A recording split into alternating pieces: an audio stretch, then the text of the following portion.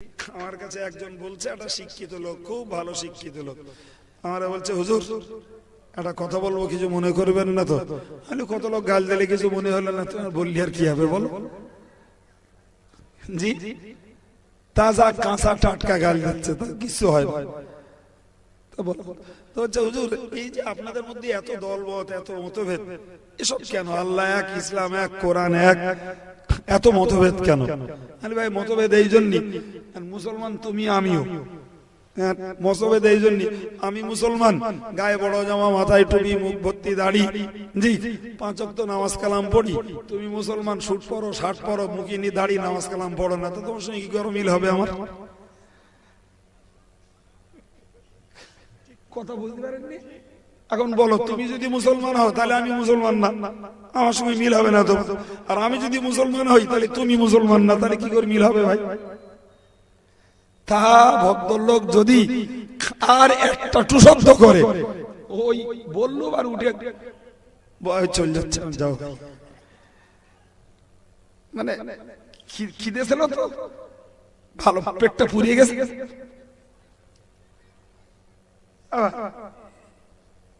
খারাপ বলেছি আমি? তুমি মুসলমান, আমি মুসলমান, তুমি সুদ খাও, আমি খাই না, তুমি কেন আমার সহ্য করবা?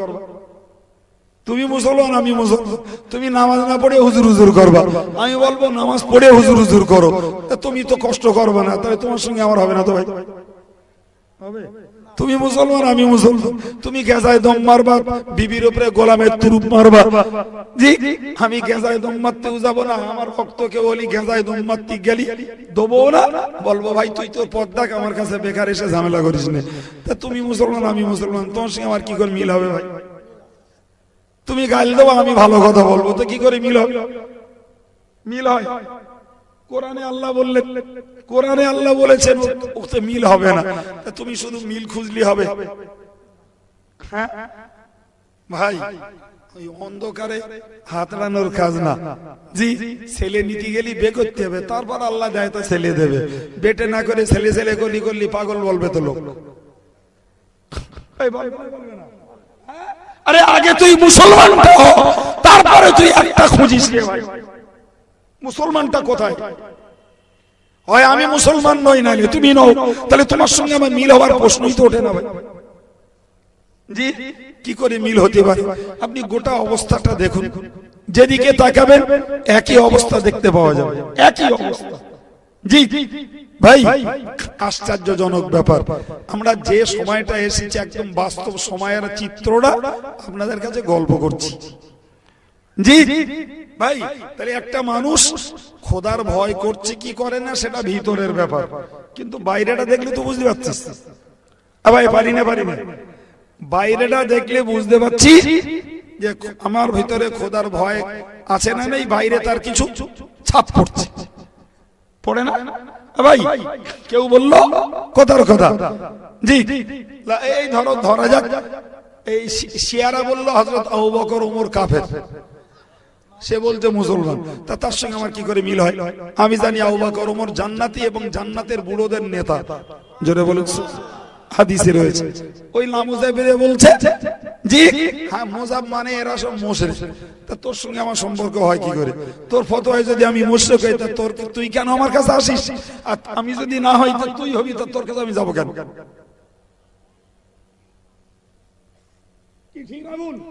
জি ভাই, ওই কাদিয়ানীরা বলছে যে হযরত মুহাম্মদ শেষ নবী না, আমার নেতা গোলাম মোহাম্মদ কাদিয়ানী শেষ নবী। তোর সঙ্গে আমার একমত হয় কি করে? তুই যতই নামাজ ঠুকিস ভাই, তোর তো আসলে গোড়ায় গলত, তা তোর সঙ্গে আমার একমত হবে না তো ভাই? হবে? জি আমরা যখন হযরত মুহাম্মদ সাল্লাল্লাহু আলাইহি ওয়াসাল্লামকে শেষ নবী বলছি, তা তুই কেন ভাই আমার কাছে আসিস? জি তুই যখন বলছিস গোলাম মোহাম্মদ শেষ নবী, তা আমার কি ভূতি হয়েছে তোর সঙ্গে আমরা খাতির করতে যাব? কোনো সম্পর্ক নেই। জি ভাই, ওই আজান গাছিরা বলছে বিনা পয়সায় দিন দুনিয়া শান্তি মঙ্গল, বলতেছে কোন ক্ষেত্রে পয়সা চলবে না, মসজিদের ইমামের পয়সা দেওয়া না জায়েজ, মুয়াজ্জিনের পয়সা দেওয়া না জায়েজ, ওয়াজ করলে পয়সা দেওয়া না জায়েজ, জি সেই সঙ্গে কোরআন পড়াবে তার পয়সা দেওয়া না জায়েজ, মাদ্রাসায় পড়াবে ওর পয়সা দেওয়া না জায়েজ, বিনা পয়সায় দিন দুনিয়া শান্তি মঙ্গল। আমরা বললাম জি না, ওটা ঠিক না, বরং ঠিক হলো এটা, আল্লাহর দ্বীনের জন্য যারা সময় দেবে, শ্রম দেবে, কষ্ট স্বীকার করবে, তাদের এই পারিশ্রমিক যদি আমরা না দেই, তাহলে তারা দ্বীনের জন্য খাটবে না, ইসলাম ধ্বংস হয়ে যাবে। কথা বুঝতে পারেননি? তুমি বলতেছো বিনা পয়সা দিন দুনিয়া, আর আমি দেখতে পাচ্ছি কাপড় পরে যদি সতরটা ঢাকতে হয়, সে পয়সা দিয়ে কিনতে হবে, না কিনলে পাওয়া যাবে না, তা নাহলে ন্যান্ড হয়ে থাকতে হবে। অথচ সতর ঢাকা কি জি, সে সতরটা ঢাকতে গেলে আমার পয়সা দিয়ে কাপড় কিনতে হবে।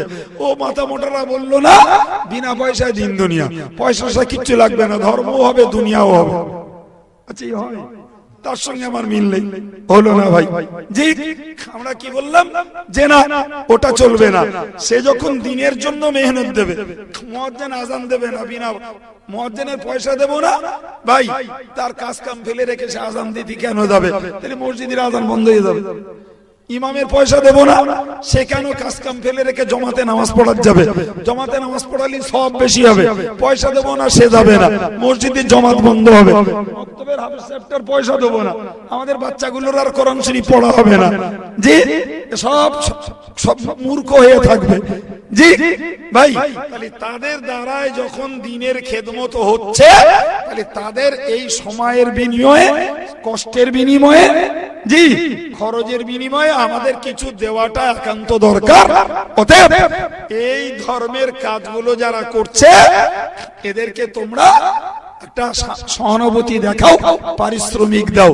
তুই বলছো না জায়েজ, আমি বলছি দেওয়া জায়েজ, না হলে ইসলাম ধ্বংস হয়ে যাবে। তোমার সঙ্গে আমার মিল হলো ভাই?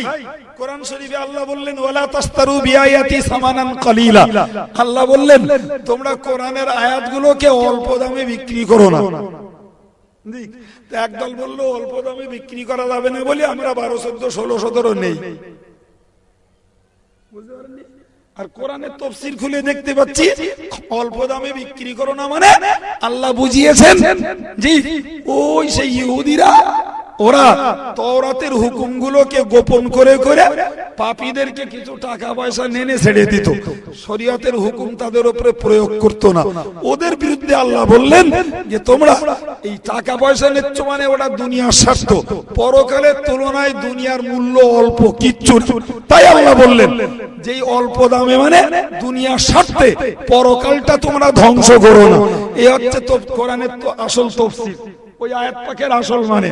আর আমরা দেখছি আসল মানে হলো যে দুনিয়ার স্বার্থে পরকাল নষ্ট করতে আল্লাহ নিষেধ করেছেন। জি, আর একজন বুঝলো না আল্লাহ অল্প দামে বিক্রি করতে মানা করেছে, চড়া চড়া দাম নিতে হবে। জি, তাহলে তুমি নেবা চড়া দাম, আর আমি বলবো না চড়া দামে নেওয়ার জন্য ওই আয়াত নয়, আয়াত হলো দুনিয়ার স্বার্থে পরকাল ধ্বংস করো না। তোমার সঙ্গে আমার মিল হলো না। জি, বুঝতে পারতেছেন কিচ্ছু? নাকি আমি মাঠে ঢিল বাগানে বকতেছি? কোরআন শরীফে আল্লাহ বলেছেন ইত্তাবিউ মান লা ইয়াসআলুকুম। ওগো দুনিয়াবাসী, আমি আল্লাহ তোমাদেরকে বলছি, আমি আল্লাহ তোমাদেরকে বলছি, দুনিয়াতে দুই শ্রেণীর লোক পাওয়া যাবে। জি, একদল চেয়ে বেড়াবে, একদল না চেয়ে থাকবে। আমি আল্লাহ তোমাদেরকে বলছি ইত্তাবিউ মান লা ইয়াসআলুকুম। যারা চায় না তোমরা তাদের তাবেদারি করো, যারা পারিশ্রমিক চায় না, ইত্তাবিউ মান লা ইয়াসআলুকুম আজর। জি, তোমরা যারা পারিশ্রমিক চায় না তোমরা তাদের তাবেদারি করো।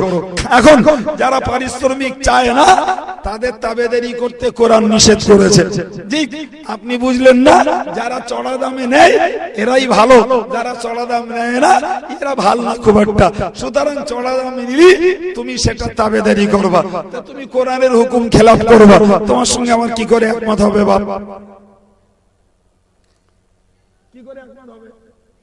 জি ভাইরা আমার, আপনি বলুন, আমি আপনাকে দেখাতে চাই যে আজানগাছিদের কথা বলছিলাম, জি লামোজাবিদের কথা বললাম, শিয়াদের কথা বললাম, আজানগাছিদের কথা বললাম, কাদিয়ানীদের কথা বললাম। ভাইরে, আপনি যে দিকটায় যাবেন সেদিকটায় দেখবেন কি সর্বনাশ হচ্ছে। আপনি দেখবেন ভাই সমাজে আলেমের